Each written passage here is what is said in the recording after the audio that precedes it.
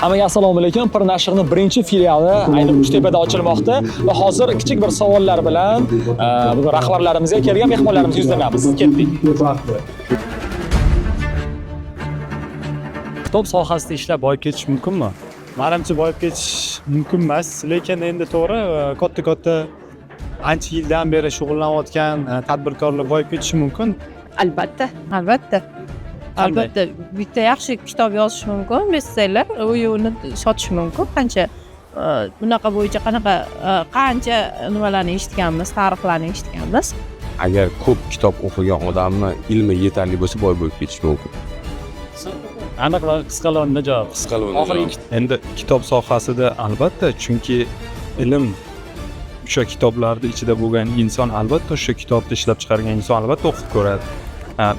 Qolganlar masalan vaqt soati bo'lganda bitta yo ikkita kitob o'qishi mumkin. Boring 10 ta bir oyda misol bir yilda 10 ta kitob o'qir. Lekin o'sha sohani ichida yurgan odam albatta har bitta kitob bilan tanishib chiqadi, o'qib chiqadi. Boyib ketish mumkin. Kitob sohasida ishlaydiganlar men doim aytadigan bir fikr bor, boy bo'lishi kerak. Kitob o'qigan odam boy bo'lishi kerak, kitob sotgan odam boy bo'lishi kerak. Shunda bu sohaga qiziqish uyg'onadi-da. Bo'lishi mumkin deb o'ylayman. Kitobni o'qib, mehr berib o'qigan yaxshi deb Kitob o'qib turasizmi o'zingiz? Mana uylarimga kitoblarim bor, sotib olib yaxshi o'qiyman.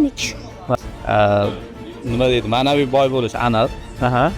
Nima deydi? Moliyaviy boy bo'lish bu endi marketingga bog'liq bo'ladi. Parasportdagi 100 ming so'm qo'shildi. 200 ming so'm, 400 ming so'm qarzlarimiz. Zo'r, rahmat kitobga e'tibor uchun.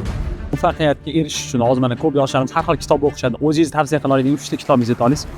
Men hozir o'qiyotgan kitobim Tony Blair kitobini o'qiyapman. O'sha yetakchilik san'atini kitobini o'qidim. Keyin sun'iy intellekt bo'yicha shu bir nashr menga kitob berishgan, sovg'a qilishgandi. Uni o'qidim. Keyin 3-kitob Qanotsiz qushlarni o'qidim.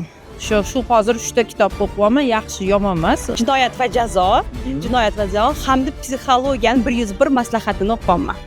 Men hozir kambag'allik girdobidan chiqish Pir nashriyoti tarjimasida chiqqan shu kitobni mutolaasini boshladim. Bundan tashqari yana bitta kitob sun'iy intellekt bo'yicha mana kitob chiqarishgan, shuni mutolaasini boshladim.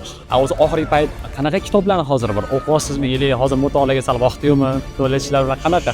Shunaqa yo'q, hozir o'qish bor. Baribir bu narsani qoldirish kerak emas. U vaqtim yo'q turib bu narsani chetga tushirib qo'yish men noto'g'ri deb o'ylayman. Sababi kuniga 15-20 minut bo'lsa ham vaqt topsa bo'ladi. Dunyodagi har qaysi davlat, har qaysi millat birinchi navbatda o'zining intellektual salohiyati, yuksak ma'naviyati bilan qudratlidir.